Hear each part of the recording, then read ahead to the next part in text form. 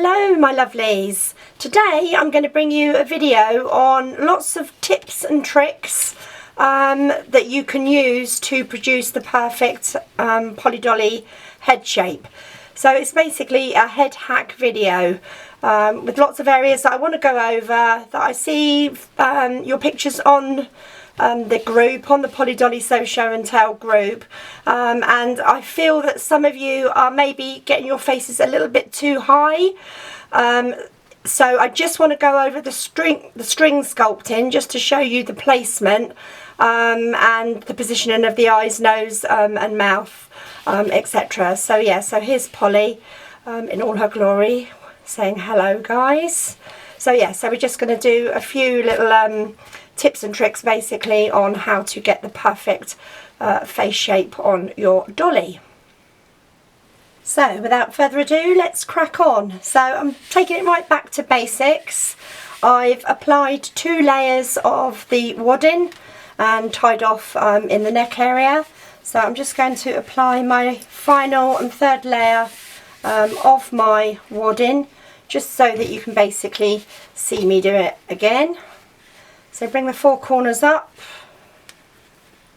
and when you're putting your wadding on, make sure between your 2 thumbs you tweak all that bulk out. So just keep going round. Sometimes I can go around a couple of times just so that I know that there's no sort of like folds, too many thick folds, or it's too sort of lumpy and bumpy in areas. So yeah, do spend a bit of time going around this area.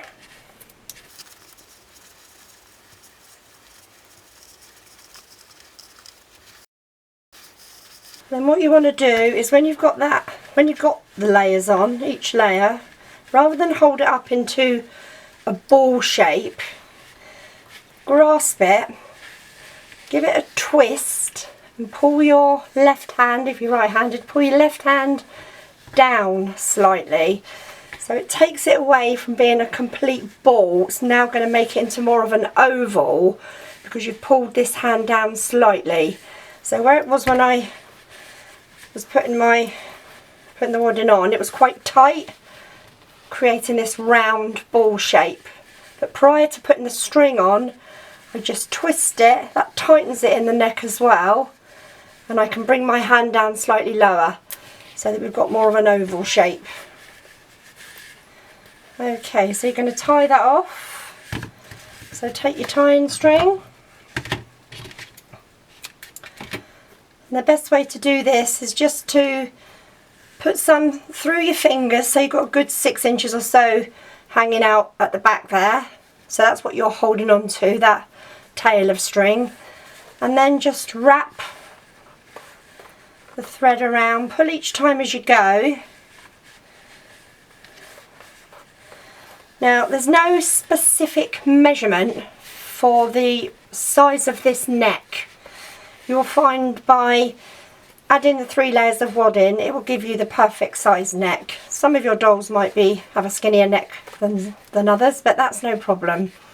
3 layers of wadding is going to give you a good substantial neck size. So tie that off. I normally tie it off 3 times. Snip your ends. Take another piece of your tying string, and then this time we're going to tie under the 2nd layer, so you'll be able to feel where that 2nd layer is ending. So feel where that 2nd layer is ending and bring your 3rd layer slightly down. Again, do the twist, that gets it in nice and tight.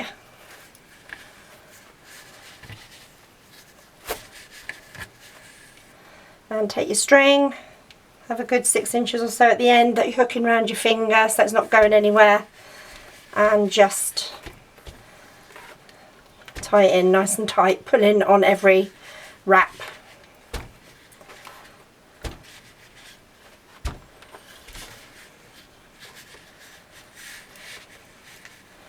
Tie that off 3 times.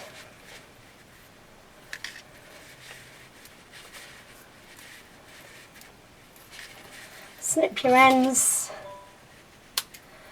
and then you cut away all that excess around the bottom.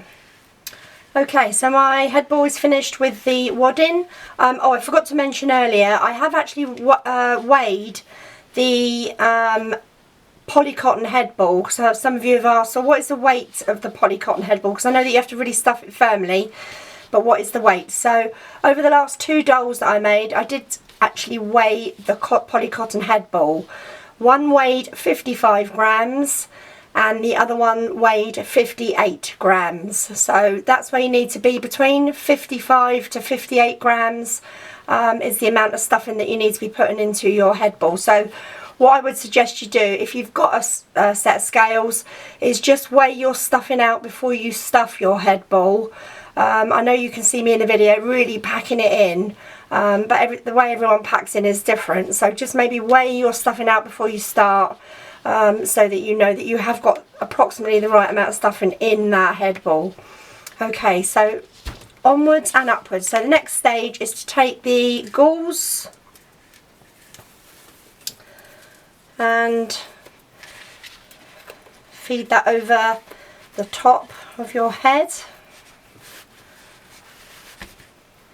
So bring it down so that you've got a nice overlap at the bottom, plenty for sewing in, and then at the same time you should have a good overlap at the top, ready for turning that in as well. Okay, now if you look at your head, if you turn it around in all different angles, you'll get to see her face. You look and think, oh, do you know what, that area there looks a good shape for the face. Maybe that area there is too flat, so that could be the back of her head. So yeah, I'm just going to hold this up to my face for you, just so I can get an idea. Yes, okay, so I'm going with this area here as the centre of her face. So next job is to put the elastic band on.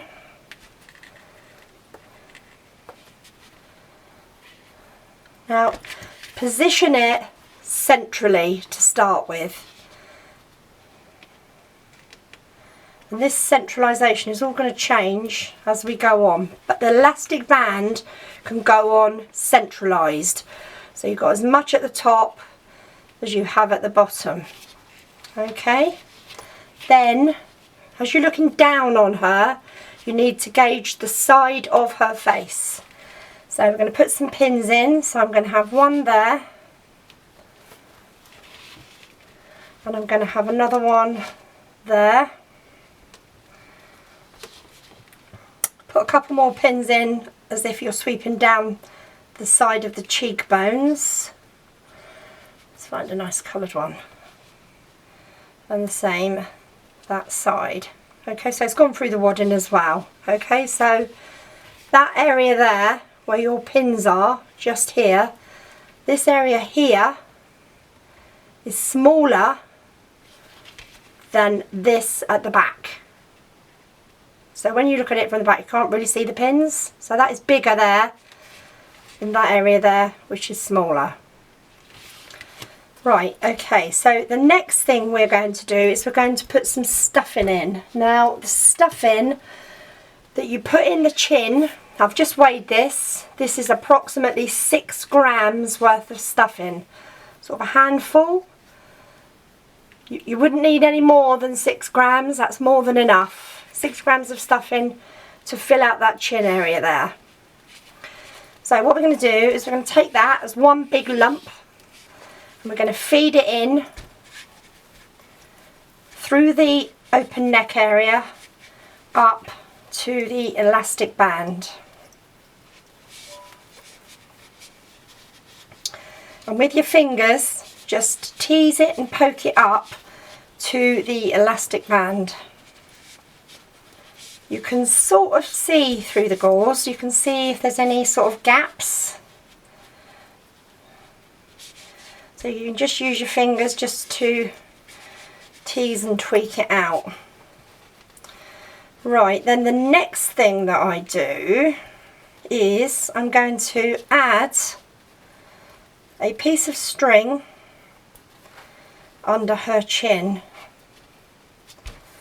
So take your tie-in string,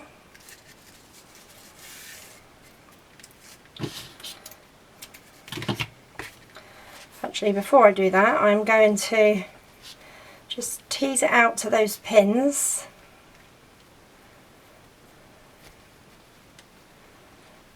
And it gets lighter and slighter as it goes down. It's more or less going into a pointy chin at the bottom. You don't want too much on the outside edge, otherwise you'll end up with hamster cheeks. So just, it's very slight here, and it gets thicker towards the front. And then I just basically put my fingers up and I mould it into this little chin that I want. So fingers go up and I'm pulling and poking and moulding so that I'm getting it prominent in that chin area. So I want the bulk of it in the front here, not at the sides. The bulk of it is here. And then when I'm happy with where it is, I will pull on the gauze. I will tuck it under the chin, push it right under, hold it there. So I'm holding it there with my thumb. Take your string and tie that round a couple of times.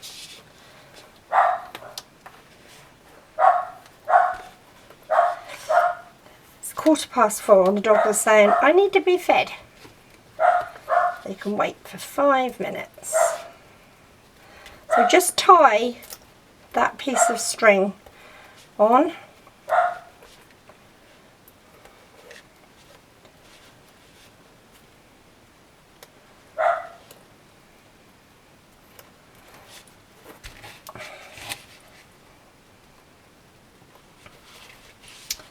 And then take that gauze, put your nail or a crochet hook or something like that under that string and pull it up. And pull the gauze down.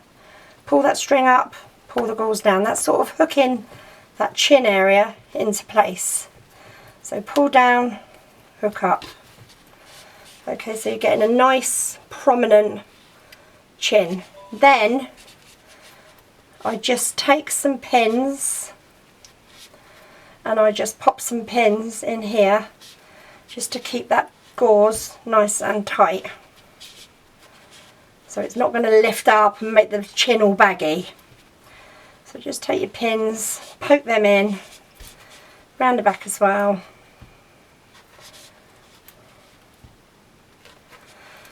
And that's going to keep that locked nicely in place. So you can see now we've got that really nice chin area. Okay, so the next thing we're going to do is we're just going to smooth out the stuffing at the sides and along the top. So take your doll needle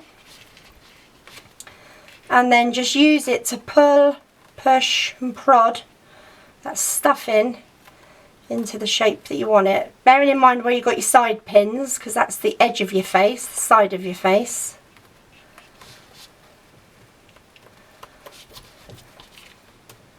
And like I said, you can see the stuffing through the gauze. So just prick away. Then take your elastic band and just move it up a couple of centimetres. And then this ridge here, you just need to smooth that out a bit. So again, pop your needle in and just lightly prick away at that stuffing.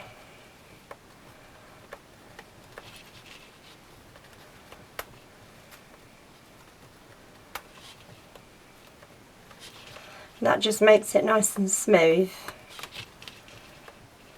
so you don't end up with any ridges.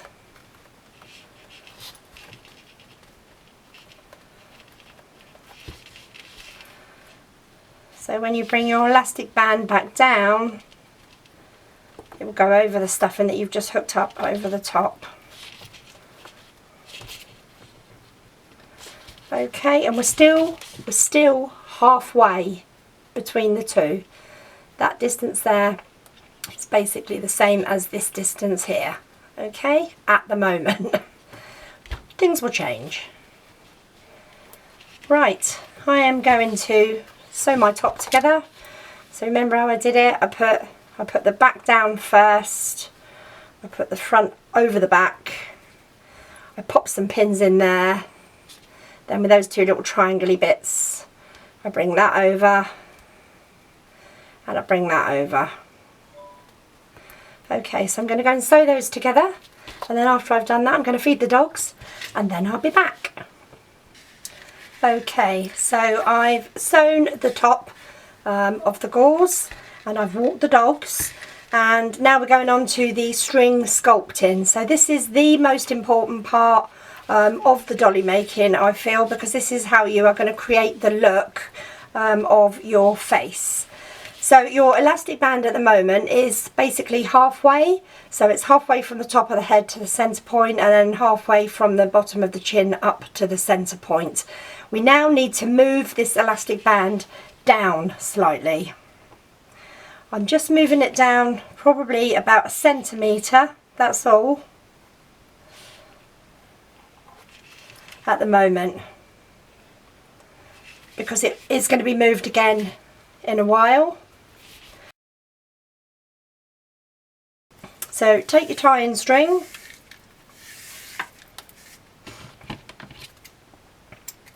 and we're going to do the eye line first. So I just wrap some of the thread around my 2 fingers at the back so that I can hold on to it nice and secure and pull on it and it's not going to drag through. And then I hold it at the back, and then I bring the string under the elastic band. When I get to the back, I give it a pull and I come round again,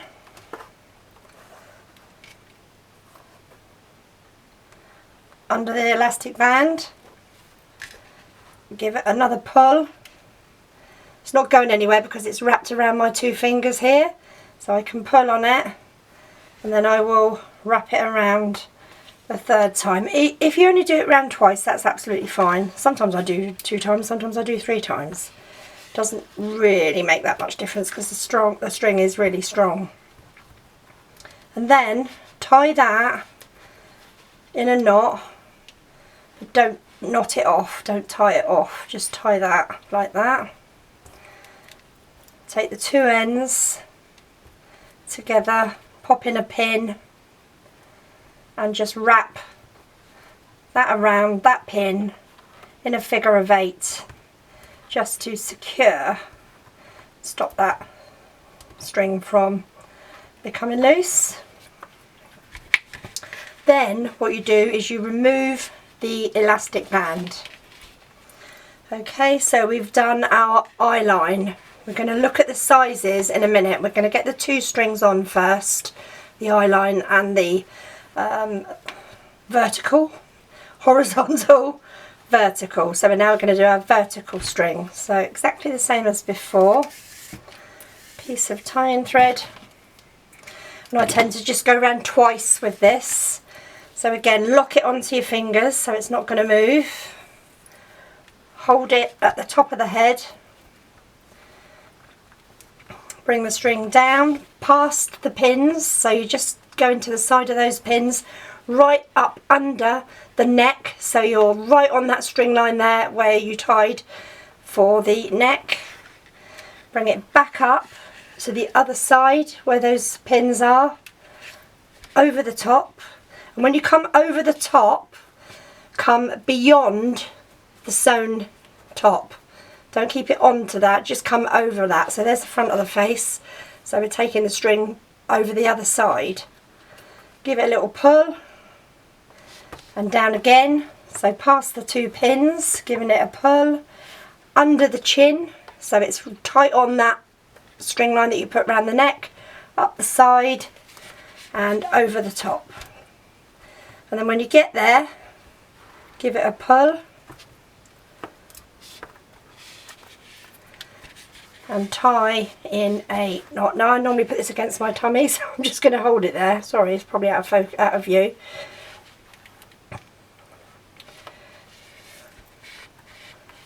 I'm going to give it a pull, and I'm checking. It's past the pin marks, it's under the chin, it's past those pin marks, and it's gone past the top of the sewn head. It's the other side. Put those two together and pop in a pin, and the same as before, just tie those two, get those two threads, so tie those two around the pin in a figure of 8 just to stop that from moving. Okay, so now we've got the horizontal line and we've got the vertical line, and as you can see, the vertical line is going off at an angle. Okay, it's not straight up, it's going off at an angle behind the sewn top edge that you did. We can take those pins out now at the side of the face, and the next most important thing we're going to do is some measuring, and this is, like I said, make or break time. This is where you need to be really drastic with this horizontal bottom string line.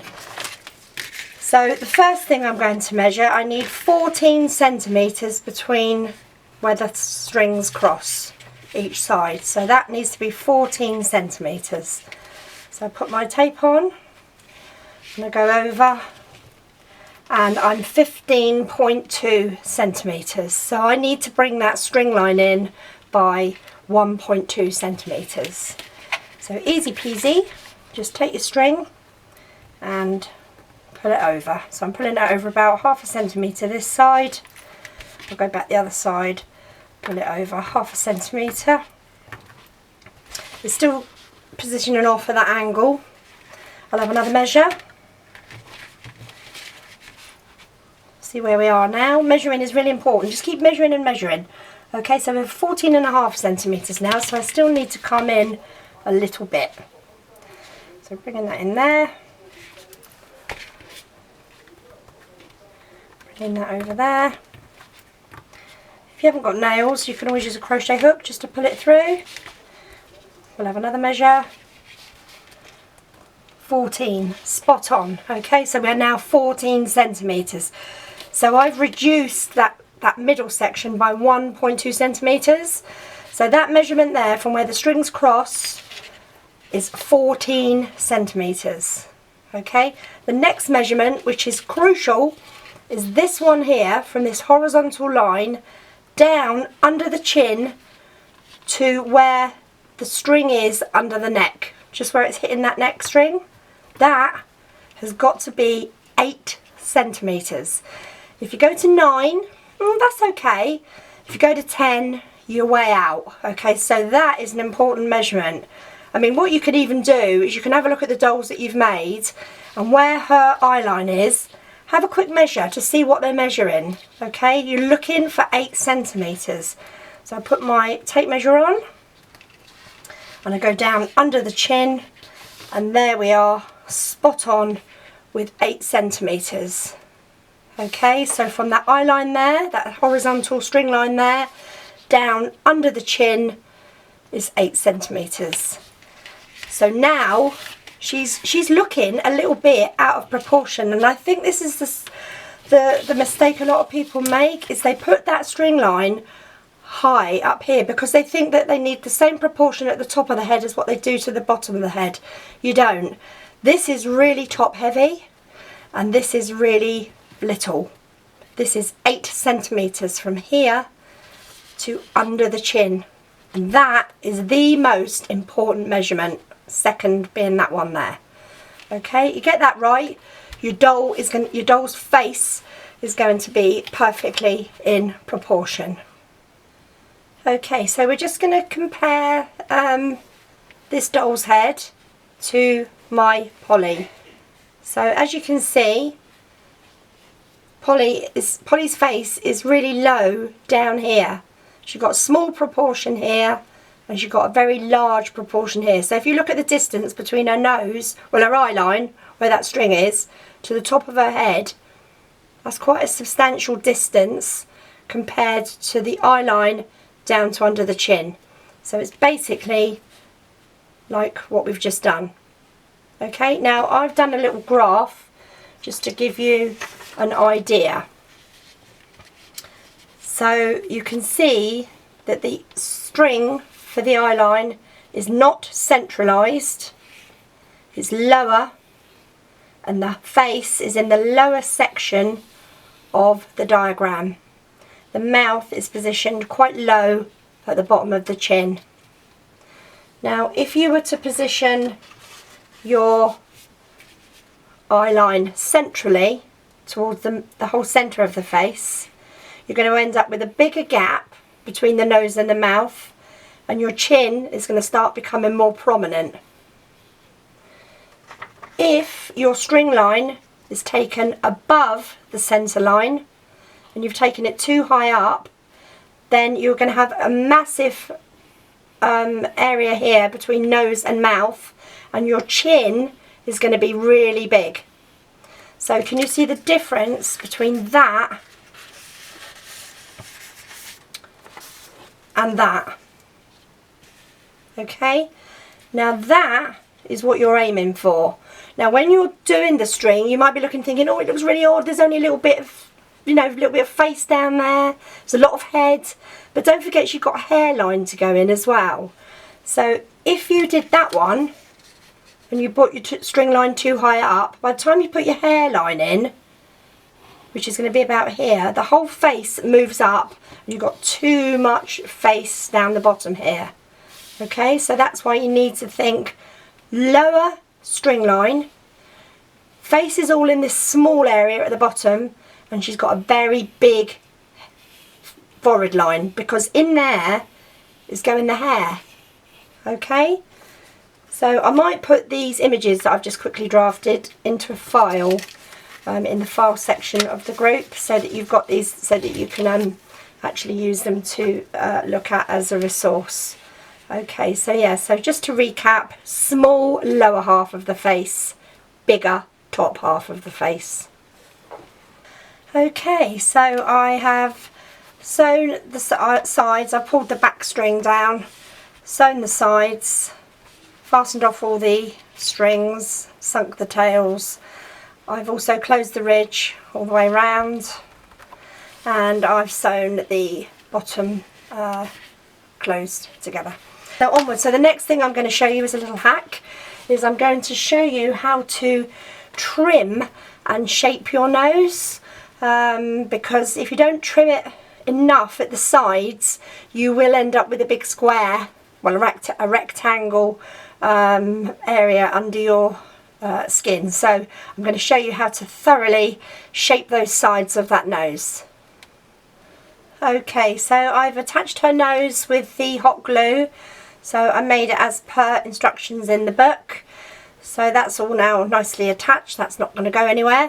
And as you can see, it's very rectangle. Okay, so what we need to do is we need to shave off those sides, trim those sides. Now I use a very sharp pair of scissors. So basically all you're doing is you're just snipping, do it slowly and gradually, just snip away at the edge to round it off. Takes a while, it's worth going slow and taking your time, just checking it every now and again just to see how much more you need to take off. Go careful not to snip those sewing stitches that you've got behind the back of the nose.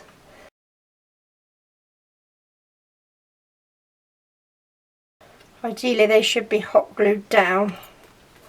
Just keep taking the fluff off. Just keep checking, and then you can just keep going back. And don't forget, if you've got a bit of spare fabric, oh, I've got to put it on the table. I've got this bit of spare fabric, it really is a scrap bit, I've had it forevermore, and I just like to stretch that over her head, and that will give me an idea of what the nose is looking like. so I can see my side profile, and I can check for squareness. So just by stretching that over, yeah, she still looks a bit oblongy, a bit rectangular, so I'm going to continue with my snipping. If you do it slowly, a little bit at a time, and just keep checking, you should be fine. So don't forget, you're trying to make a round edge to the nose without it being a solid hard rectangle. Just going to have another little check.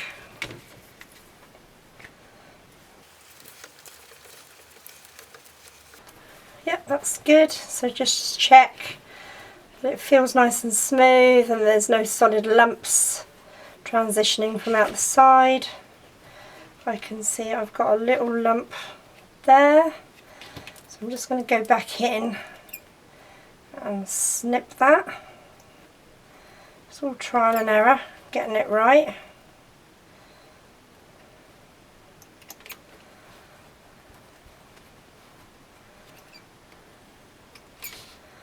Sometimes you can spend ages on the nose.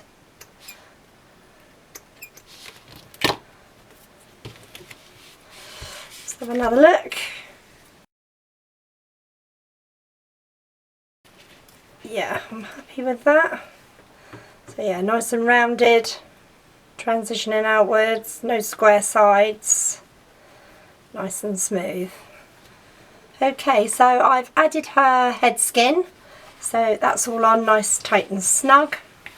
And then when you've got it into position, just do a running stitch all the way around the bottom edge of the head fabric, and that just keeps the head fabric in place closer onto the neck, because what you don't want to do is when you're stuffing your body, if this isn't sewn down, you might flick it up and it might cause a ridge away from the stuffing. So yeah, just do a quick little running stitch through there. That's to help with keeping that nice and flat. So when you put your body on, it's always a good idea to tack the neck edge and tack the lower edge as well. When you put the body onto the neck, you need to bring it up as high as you can. She basically hasn't got a neck, so I bring it up close under her chin, as high up as I can get it.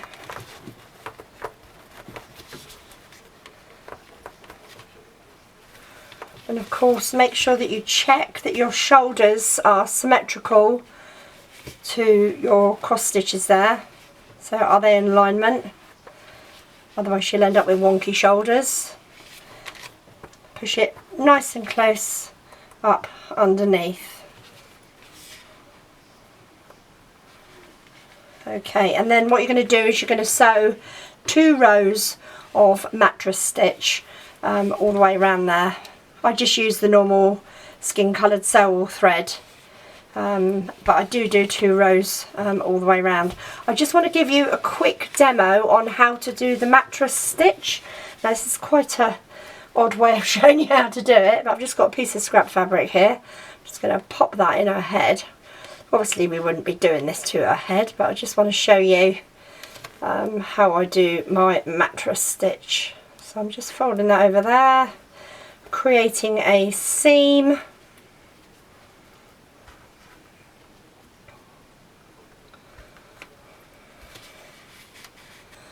Okay, so I've just casted on some thread. This is a thick black upholstery thread.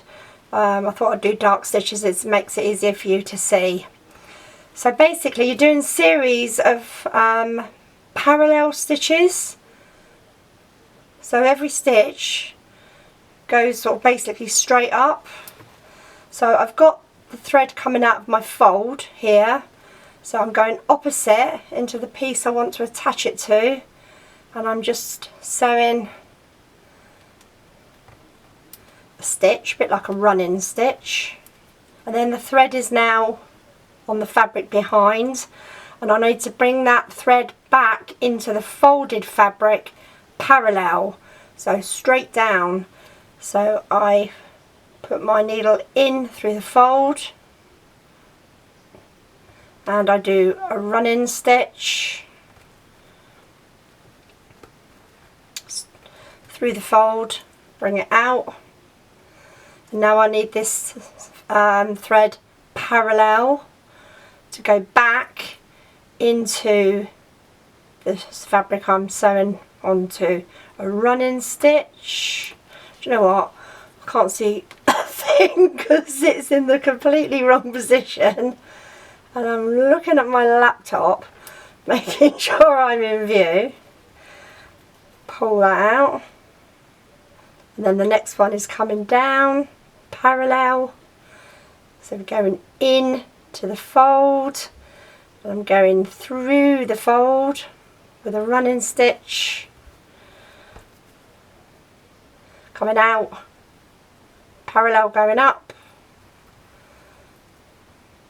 The parallels are looking a bit wonky because I really can't see what I'm doing here. Run that along. I mean, these stitches are massive. You don't need stitches nowhere near this size when you're sewing your head on or your limbs or anything. So parallel, just wanted to give you the general gist of the mattress stitch for sewing on. So through the fold of the fabric, out, parallel. Now the beauty with mattress stitches, you don't have to pull each stitch tight as you go, because what you can do after every little sort of inch or so, you can just give it a pull, and you can see by me pulling on that, it's even closed the stitches that I did first, so it acts a bit like a running stitch that you can pull. And it's almost invisible, so you don't see the stitches unless you go off key like I have it here with this one and this one, because I couldn't really see what I'm doing. But as long as your stitches are parallel to each other as you're doing them, then they should be well hidden. And obviously they're not going to be nowhere near as big as this, because this was just for demo purposes, and it's not going to be on the top of her head either. So yeah, so that was just a quick little demo. Oh, the other thing is they're really easy to unpick as well. I mean, all you'd have to do is snip the end. So if I snipped here, if I snip that little bit there, I can easily pull through and it will pull the whole lot out. So yeah, great little stitch to use. So I'm going to go and do my mattress stitch around my neck edge, and I'm going to do it twice all the way round. When I fasten on my thread to do the mattress stitch, I used to take the needle up through the body and fasten it on there and poke it out, but I find the easiest way to do it is to, if you, oh, let's get a thread, is if you fasten on here your skin coloured thread, fasten on the head, and then bring the needle under the head and out through the fold of the neck. It's much easier, because what you don't really want to do is you don't want to fasten on your stitch here, because you end up with a little knotty bit. So I always fasten on up at the top of the head and just slide the needle down and under. So yeah, so I'm going to go and do that, and then I will meet you back here in a mo, and I'm going to show you how to do the eyes using dome buttons, which I'm sure you like, because it's a real good hack if you didn't want to do the embroidery eyes. Okay, see you in a minute.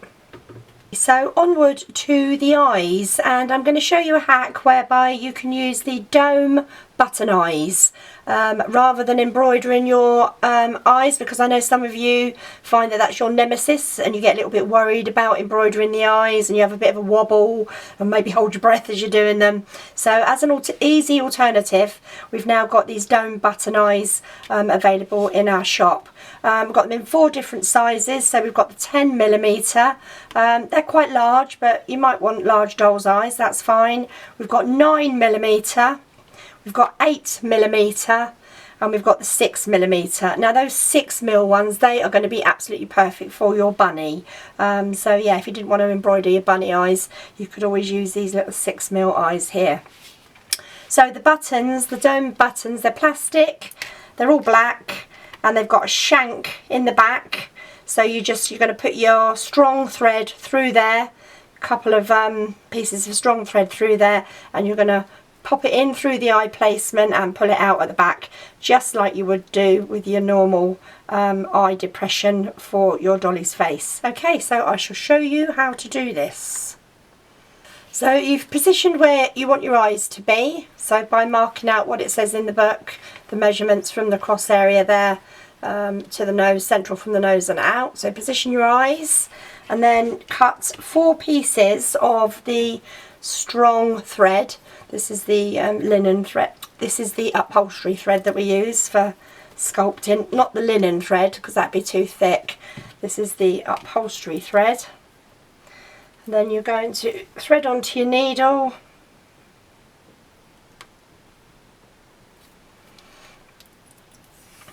And then what you want is when you put the needle and the thread through, you want them both coming out at the same position on the back of the head.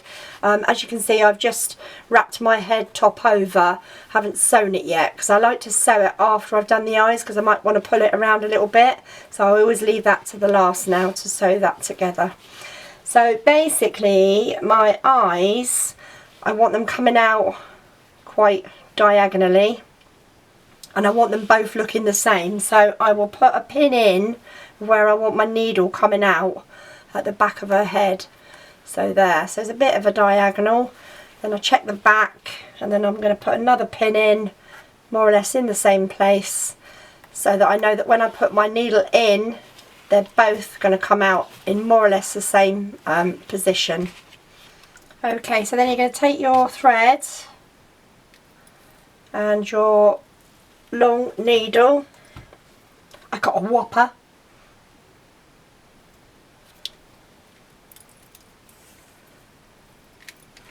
And then push the needle in above where the pin is, so the top section of where the pin is, and take it out the back to where you've put that marker pin. Hasn't got to be exact, but as near as is good.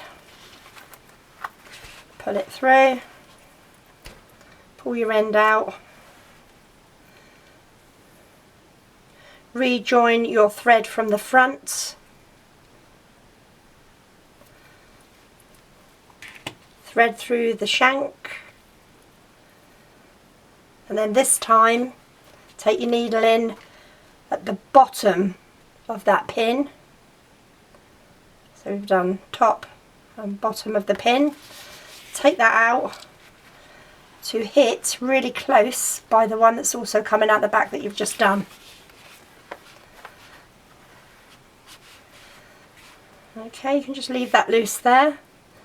Take your needle off. Those 2 threads that are coming out now, we know are the vertical line that we've just put in on the eye. So I'm going to just tie that together, so I know that they belong to each other. Then I'm going to take another piece of thread, get it untangled, and I'm going to do exactly the same again, but this time I'm going horizontal to that pin. So to the side of the pin, pop it in, come out, similar position, close by where those other ones are. Sometimes you have to stab a few times and you have to say, I'm so sorry, Polly, for poking this needle right through your face.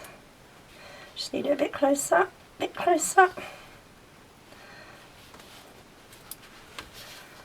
Okay, so pull that one through,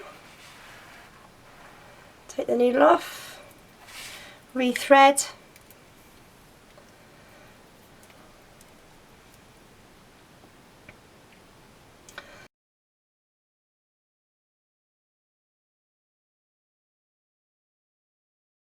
pop that through the shank, and then this time we're taking it again to the opposite side where we've just come out from. So this time it's this side of the eye, and we're coming out where our thread is, or as close by as we can get it.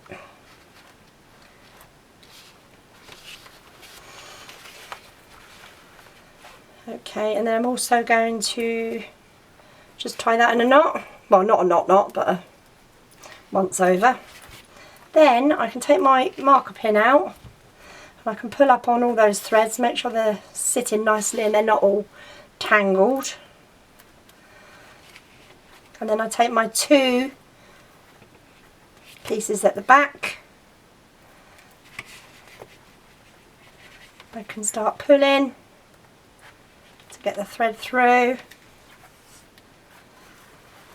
And then as you pull on that, that will depress the eye and it will hold that nice and secure onto the face.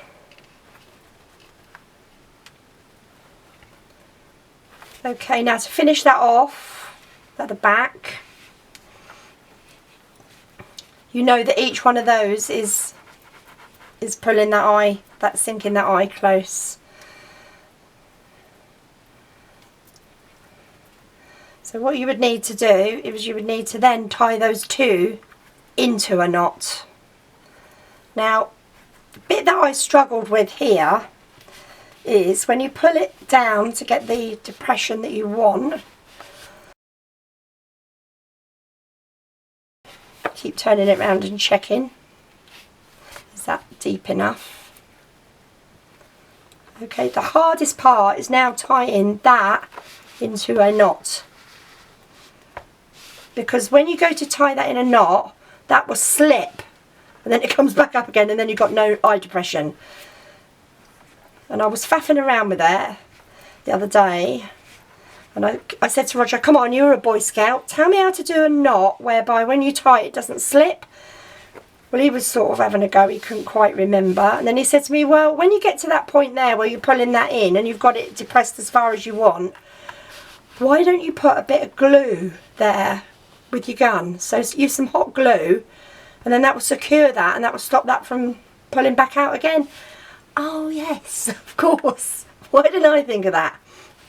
So when you get to that stage where you've pulled it tight and you can see how far down you want it to go, get someone else to hold that other end for you. Get your glue gun and pop some glue in that area there and that will stop it from pulling back through again. Okay, now I'm not going to tie this off because I like my eyes embroidered. So I'm just going to secure that with a figure of 8 around that pin so that I know it's not going anywhere. And then I will continue to do this other side. So yeah, so her eyes are done. I think they look really cute with these little button eyes. So yeah, if you do have a fearful moment when you're embroidering your eyes, then yeah, go for these little dome shank button eyes. Which we now have. Okay, so I've positioned my mouth as per instructions in the book, and I'm taking my strong thread, which is an upholstery thread, and I'm making sure that I've got enough to go around the face because I'm pulling the strings out at the sides. I've done some pin marks of where I want my threads to come out. So they're both coming out in similar position.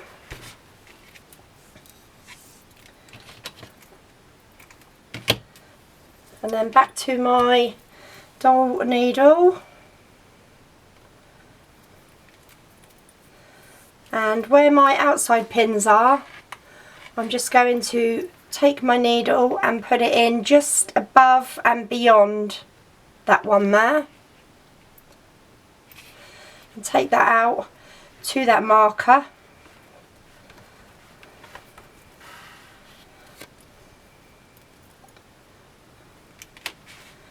And then take the thread from here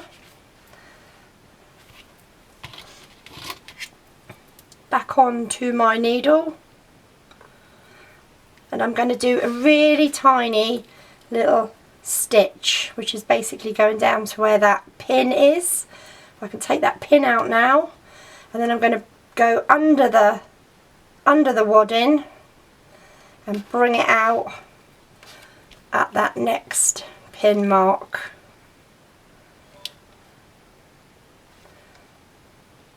Just there.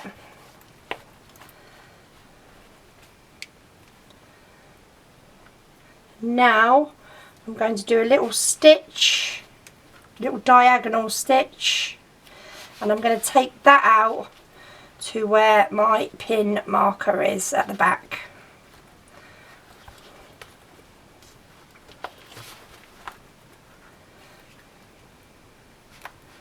Pull the thread through, take that pin out. So now we've got two little stitch marks, got one there and one there, and then when I pull on that, that will start to produce that smiley angle for her. Okay, so when I pull, okay, so I'm just going to leave those there, those ends for the moment. Then I'm taking my embroidery thread. Now I'm doing cherry hair on her. Haven't got a doll with cherry hair yet, so I thought, yeah, nice little cherry hair with this sun kiss. So I needed quite a strong colour mouth for her, so I've gone for this sort of like cherry red colour. So we're going to thread that again through our long doll needle.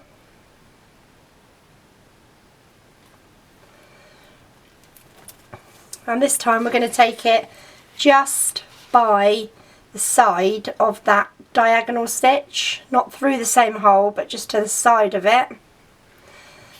Bring that thread up and out to my marker.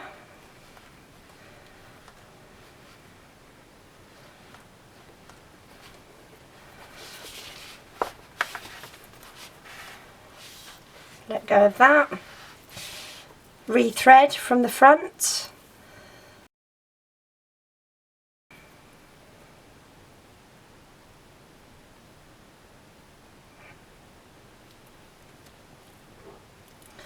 And again, same thing, taking it in just below that stitch, that diagonal stitch, and taking that one out as well to a similar place. I went slightly higher. Out there again.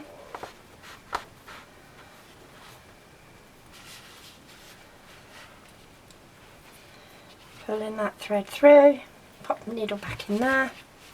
Okay, so now she's got the thread for her mouth, and I've got my two ends poking out the end here.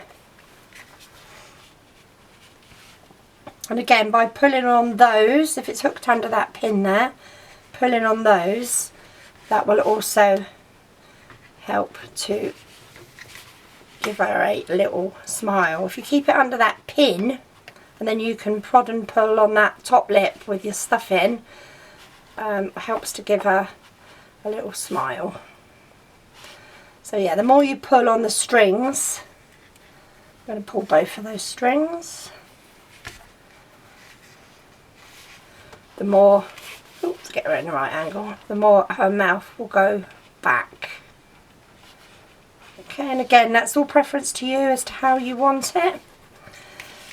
Now, what I normally do is I fasten off one side. Take that pin out.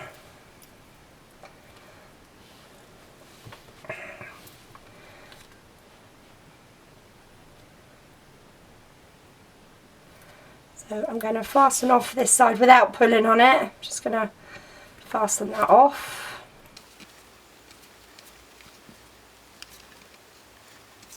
Sink my tail, snip that end, and then come back to the other side. I have a selection of needles in my pin cushion, all used for different things. Okay, so that side's secured, so now I can pull on this side to get it depressed as much as I want. When I know how far back I've got it, that I like it, I hold on to it tight so I don't let it draw back, holding on still, and then I fasten that end off.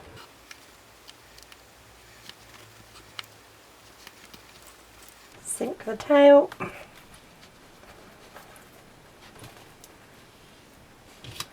Snip that end.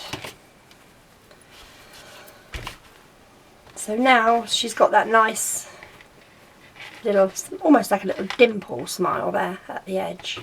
I'm going to do the same with this side. Repeat and do one end here. I like to use my darning needle as the hole is bigger. She says, can't even get that through. Okay, and then just fasten off that one.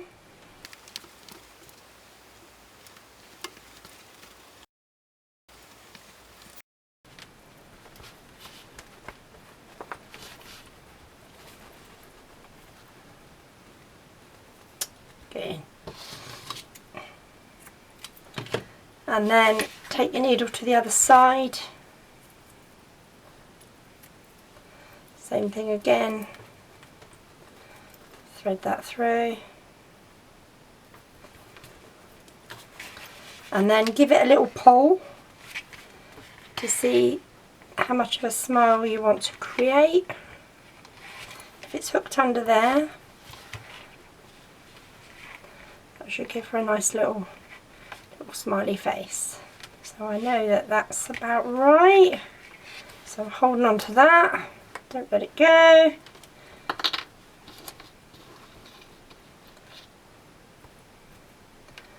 And then fasten that off.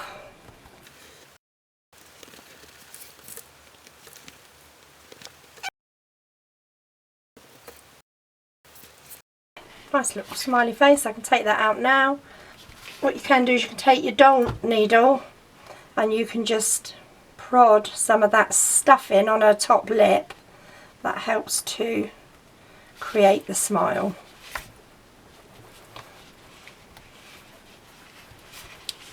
Okay, so there she is, sweet little face. So now that we've finished, let's have a look at our charts, revisit our charts for a comparison onto the string eyeline that we did. So this is the perfect placement. So as you can see, the string eyeline is lower down than the centralised section of the head. So you've got a bigger proportion on the top of the head and a smaller section on the bottom. So you've got a bigger section at the top of the head and a smaller section at the bottom. So basically her face is in the lower half of her head. This is quite a larger area here because don't forget you've got your hairline to put on, which is going to be up about here. So yeah, so quite a good comparison there. Moving on to the next one. This is if you did your string line halfway through the head. Okay, so you can see that you would end up with, I'm trying to line that up, you would end up with a much bigger space between the eyes and the mouth, and the chin would be a lot deeper as well.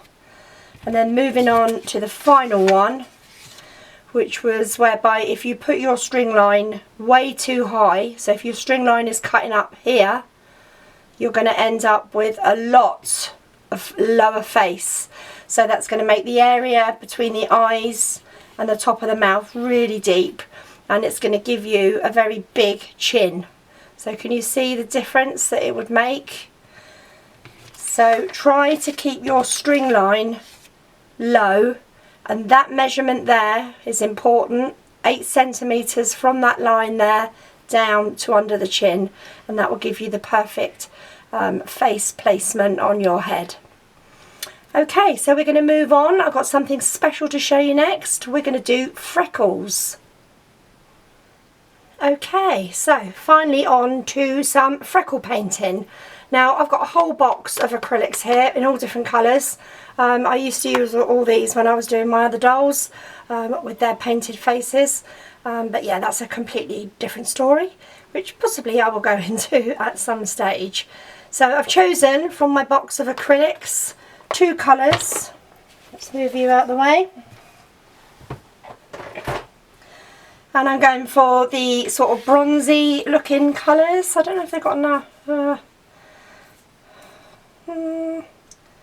Yeah, that one's is copper. And this one is gold. And they're from Hobbycraft.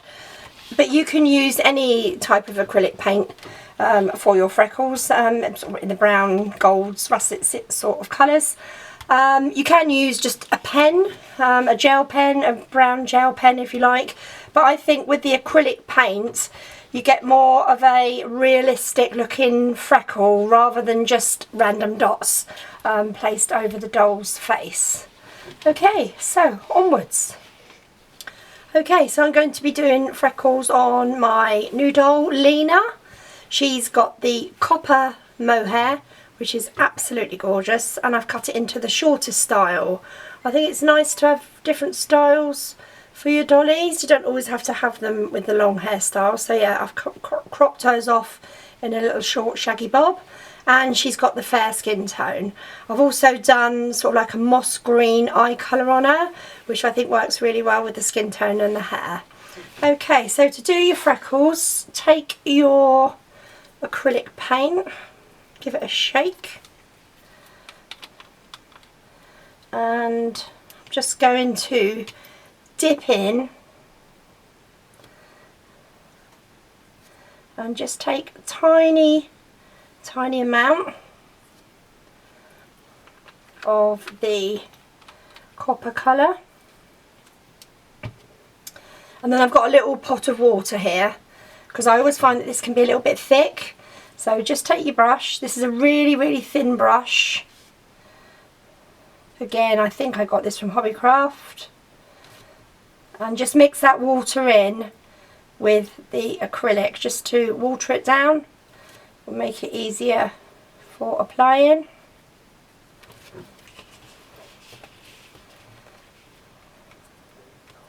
And basically the freckles that we're going to do are going to be over her cheeks, going up over on the bridge of the nose, down onto the other cheek.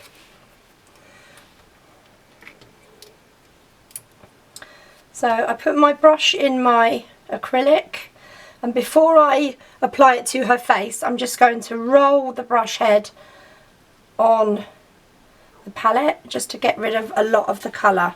And then I'm going to have to lean over really close here, just going to add some tiny little dots. Just keep going backwards and forwards.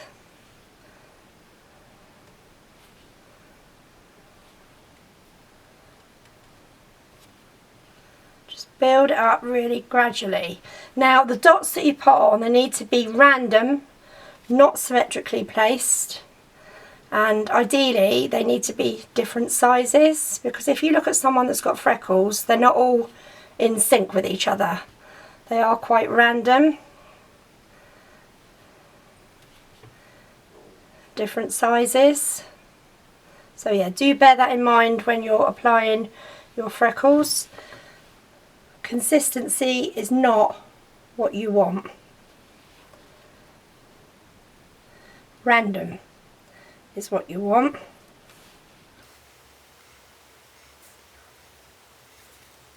So just keep building them up, just keep checking, making sure that you're liking what you're doing, because don't forget you only get one chance at this, because if you go wrong you are going to be hard pushed to remove that. So the freckles that I'm doing over her nose are just getting lighter and lighter. So I haven't put any more paint on the brush, I'm just basically using what I've got left on the brush.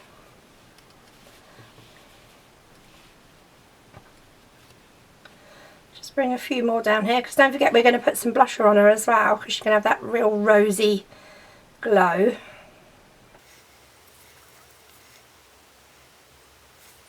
I think I'll do a few more just on the top of her nose. some tiny ones.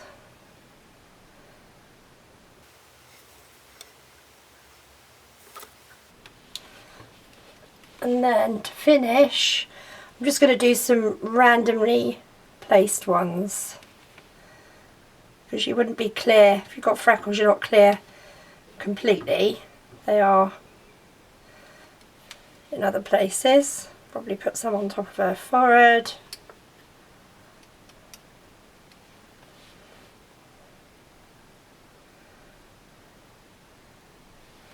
Just a few up there. So you've got a bit of scrap fabric probably, so just have a go on your scrap before you do it on your actual doll, just to make sure that you're liking what you're doing. Just going to put a few more going up here.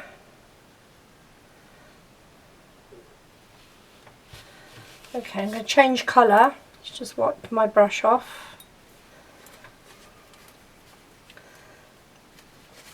And I'm just going to do some of this goldy colour. Don't want very much of this, just a tiny amount. Oh, can't take it out the lid because there's none in there.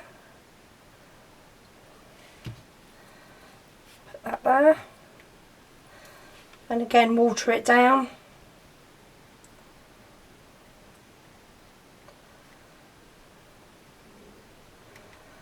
Wipe off, get the excess off the brush.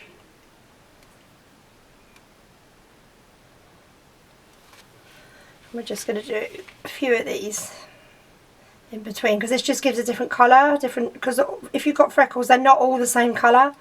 They will be different. It's a good idea to Google child with freckles, and that will come up in your images, and you can have a look and study what freckles on a child looks like. So they will be random, they will be different colours, and of course if you want to take it further, which I'm not going to today, but you can do her arms and her legs as well.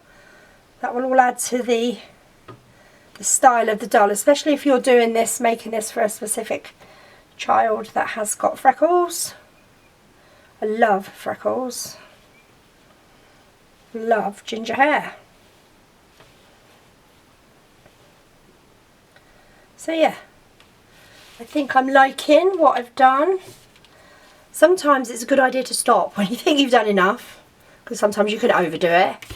But yeah, I like her little freckles on her face. I'm going to try and bring it up close. Actually, I'm going to refocus my camera and bring her up closer, and then you'll be able to see her. Okay, I hope you can see that better now. So you can see that it's on her cheeks, it's going up over bridge of her nose, down over onto the other cheek, and I've also done a few on her forehead. They're all random, the two different colours. Yeah, I think she looks quite sweet. And then finally, in this head hack video, I'd like to show you this dolly that I've done her hair using two different colours of the mohair. So here she is, and she's got the lavender and the butterscotch. And I think it just looks absolutely amazing having the two-tone colours. Just something for a change, something that's different. So yeah, quite a pretty little look to have that two-tone colour. Now any of our mohair would work well as a two-tone colour. So this is, as I said, this is lavender with butterscotch. So there's the butterscotch. It would look equally as nice if you used apricot. So those two colours work beautifully together.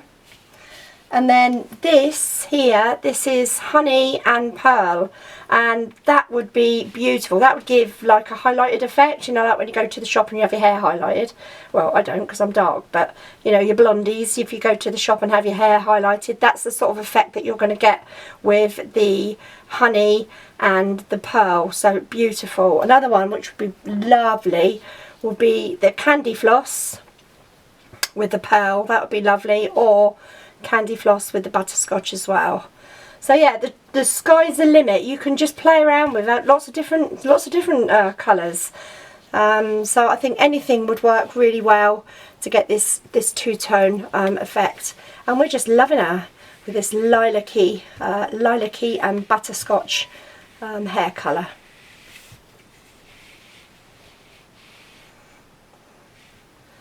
Okay, so here she is. She's got her blusher on now. She looks like she's got a lovely rosy glow.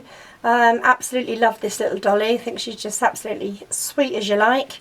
So I do hope you've enjoyed this video tutorial on head hacks, and hope it's given you some tips and tricks on how to do different things with your dolly making venture. So yeah, thank you for watching, and I look forward to seeing you next time. See you later.